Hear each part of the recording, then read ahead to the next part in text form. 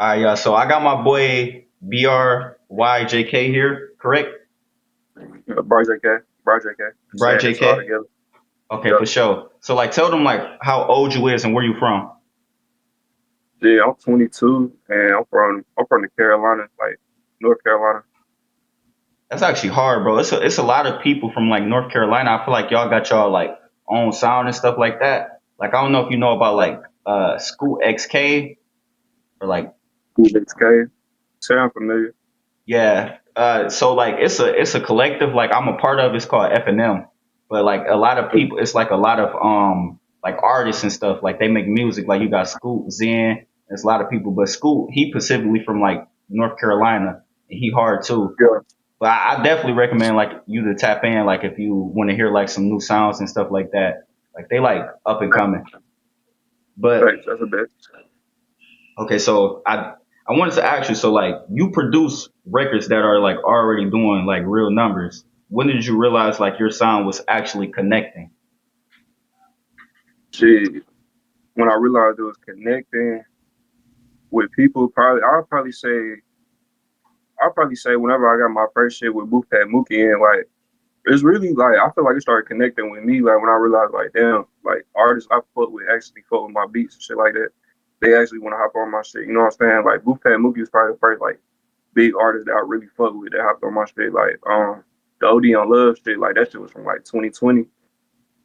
He had just randomly hopped on my shit. I had emailed it to him. He was fucking with my shit hard. Like we just locked in. Okay. So Yeah. so how do you describe like a Bride JK beat without using the word hard? How do I describe it? Good question. Shit, I make all different type of beats. I'm gonna say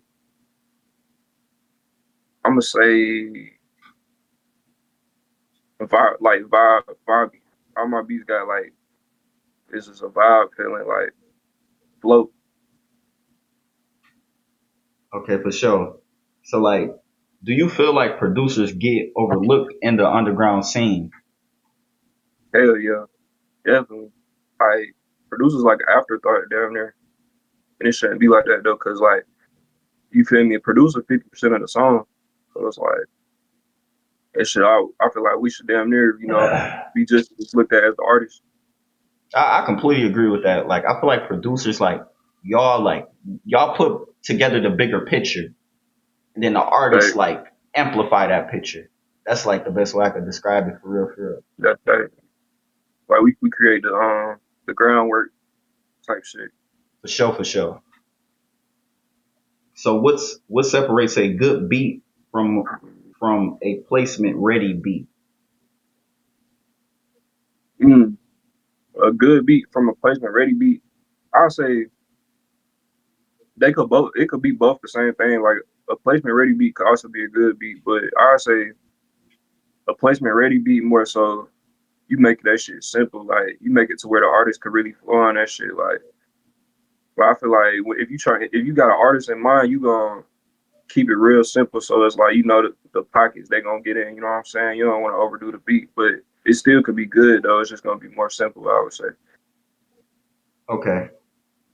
Yeah. So when you're making a beat, what comes first? Is it melody, drums, or just like the feeling? Usually melody every time for me. It'd be rare I start a beat off with some drums, but I done did it before. But I really start off with a melody. It's just that's like easier for me. That's my work style. But you could do either way. Shit, everybody got their own process. Okay. So like what's one detail in your production that most listeners like wouldn't notice? Like it's just something like you like One detail. Shit.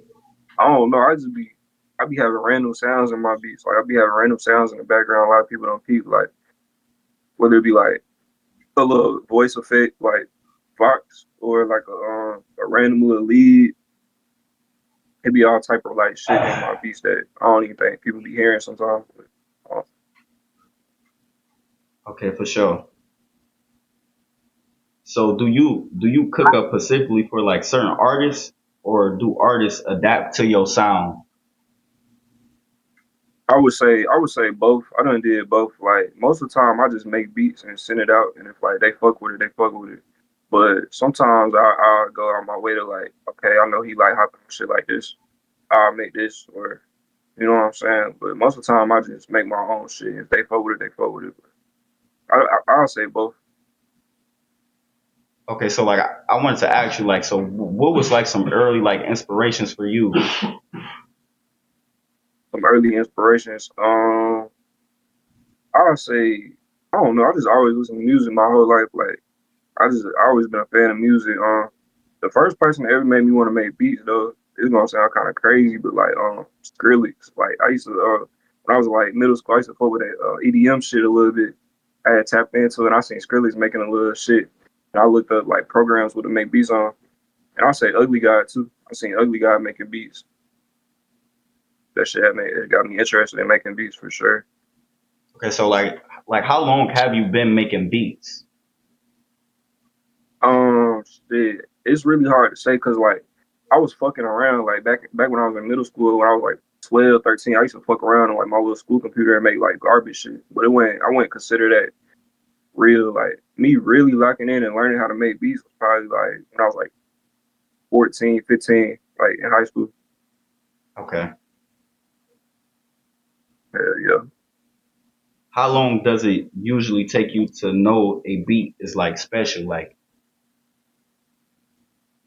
Uh, it don't really take. I mean, you can't even really say that because shit, you might think a beat not special, and the whole time motherfuckers really like that shit. Like it's done been plenty beats I thought was kind of like mid, and I sent it out, and like that shit ended up being like, damn, that shit went crazy. Or so it's like you can't really tell, but in my opinion, like I usually know right after I make a beat, I'll be like, damn, this the one. But the whole time it might not even be the one. Really, it's up to the ear of the listener or the artist to determine that. They ain't even really on the producer. okay, so like how did Slimedollaz and Mookie placements happen? Shit, I met Slimedollaz through my boy Villanero. It's another rapper, stay in Charlotte, and I've been locked in with him since like 2020. And he had linked me up with Slime one day, and me and Slime we was just kicking it. Like they were shooting a video, and then I had brought my shit to record, and shit we started recording. Like shit, he was fucking with my beats, he was fucking with my you feel me, everything. So it was like we just locked in. I started pulling up on him every day after that, and then with Mookie, I only met Mookie like one time, but shit, we really we locked in through the internet. Like I just hit him up in the DMs. I was like, shit, I fuck with your shit. Like I was a fan of him. I was like, I fuck with your shit hard. Let me send you some beats. He sent his email and then shit, he was fucking with my beats. We locked in. Okay, so like when you send beats out, what makes an artist like stand out enough for you to keep sending more? Shit, if you snapping, like if you going like if I fuck with the song, like if it's a song I could listen to more than two times, then I'm like, oh yeah, I'm gonna keep sending you beats. Cause like if I fuck with the song, I'm gonna keep bumping that shit over and over. I'm like, oh, this hard. Okay, so like what's the biggest mistake artists make like when working with producers? Um, shit, just bad business. Just not trying to give producers they splits or they proper pay or whatever that they deserve. You feel me? So like trying to undermine the producer, like you feel me? Like they not part of the record. You know? Have you ever had like a bad business experience or no? Hell yeah, hell yeah. I had bad business experience, bro. That shit. If you in the underground, bro, making music, bro, you gonna have bad business experience, especially as a producer. That shit common. It's not supposed to be, but that's just how it is. Okay. So have you ever heard like no, have you ever had a placement you knew was going to go crazy before it dropped? Yeah, hell yeah, definitely. I done had a few. I say the OD on Love, Bupak Mookie, like that song. We made that song like 2 years before it came out. So it's like I ain't even know bro was gonna drop it when he dropped it. Like I kind of gave a hope on that shit. But whenever I first heard it, I was like, damn, he gotta drop this shit. I know it's gonna go crazy. Whole time he dropped this shit 2 years later. shit did go crazy. What else? Shit, really a lot of shit. A lot of my shit was slime. Like I don't know. I be like I fuck with all the music I make most of the time. Like so I be thinking everything gonna go crazy. And so for like your mindset and like your relationships, do you move more off relationships or talent? Like Uh, explain, like elaborate a little bit. like do you like do you want like a personal connection with somebody, like working with them, or do you want Oh them to yeah, be like you just yeah. like them like being good at making music, or like how is it I for you? mean, I'd say both. I mean, I ain't feeling like I ain't gonna work with nobody I think's trash. Obviously, if I think your music hard, I'm gonna want to work with you. But on top of that, a personal connection definitely is important. Like with an artist you working with, like you want to lock in with them, like be cool with them, like you feel me, like they like it's you know what I'm saying. A lot of artists I work with, they really my homeboys. Like so, it's like we became friends like through making music. Okay. So what's your opinion on producers giving free beats early on? Uh, I would say it's nothing wrong with it. It's just make sure you getting your splits and shit like that. Like you ain't gotta ask for no payment up front. Like, but at least make sure like whenever they drop, they putting you on the splits and shit like that. You know what I'm saying? And I would say don't just give freebies to everybody. Feel me? Like I don't know. It's just you gotta be selective about shit like that. You can't just give out free beats all the time. But there ain't nothing wrong with it. Just make sure you getting your splits and shit like that. So you getting your royalties, your off the streaming, distro kid, whatever. Okay. Have you ever felt overlooked or under like credited? Yeah, definitely, You want to explain definitely. why? But I mean, shit. It's just like I don't like. I don't. You feel me? Like I ain't like. I'm like my biggest fan. Like I'm a big fan of myself, and I feel like I done did a lot. Like but I ain't the type to be like, oh shit, like I'm the underdog. I'm counted out. Like I feel like that, but I ain't gonna cry about it, complain about it. Like it is what it is. You know what I'm saying? I'm gonna just keep going harder till like people really notice. You feel me? But I definitely feel like I don't get noticed enough. Like sometimes, but shit, it's gonna come. You gotta wait on it.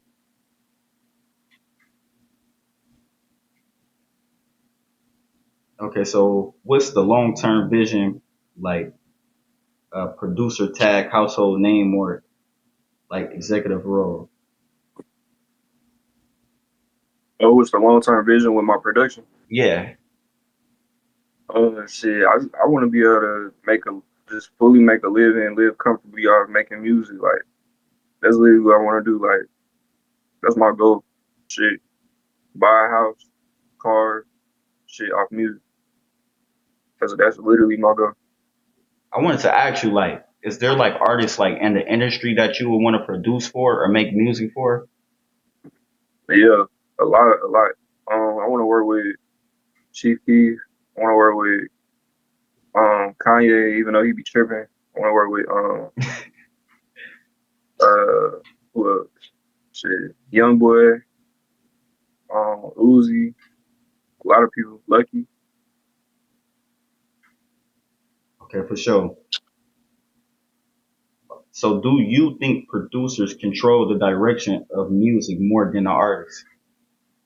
Yeah, yeah, I would definitely say so. Like, cause like I said, like producers, we like the foundation. Like we like the base of the music. Like whatever our original vision is basically damn near the song. Like a artist gonna come in and add their lyrics and their vocals on top, and it's gonna change the vibe a little bit. But most of the vibe come from the beat. Like you gotta think about it. Motherfuckers not gonna listen to. You gotta think about it. It's motherfucking producers that's making livings off instrumental albums because people actually like hearing the beats and the music. Like people will listen to a whole album of just beats, no lyrics. Nobody gonna listen to a whole album of just acapella vocals. You know what I'm saying? Like that don't really have no pull or no, I don't know, no weight like versus an instrumental, a beat, the music. Like you know what I'm saying? I feel like we the baseline, so we always gonna have like more control of the sound and the direction for sure. Okay, for sure. So like if tomorrow all placement stops, like would you still produce the same way? Yeah, I would still like. I would make everything. See me, I make all type of beats. Like I make all type of crazy shit. Like I don't even. It's some shit I never even send to nobody. I just make it for myself because I just want to make it. Like so, I don't really dictate placements on what type of beats I make. You know what I'm saying? I'm always gonna make beats and whatever I want to make for real. Okay. So what does success look like to you? Money, respect, or influence? Mm, I would say a mixture of both, but definitely money. That's the most important for sure. Money. Okay, for sure. This is the last question. So like what kind of artist should never like hop on like a BRYJK beat?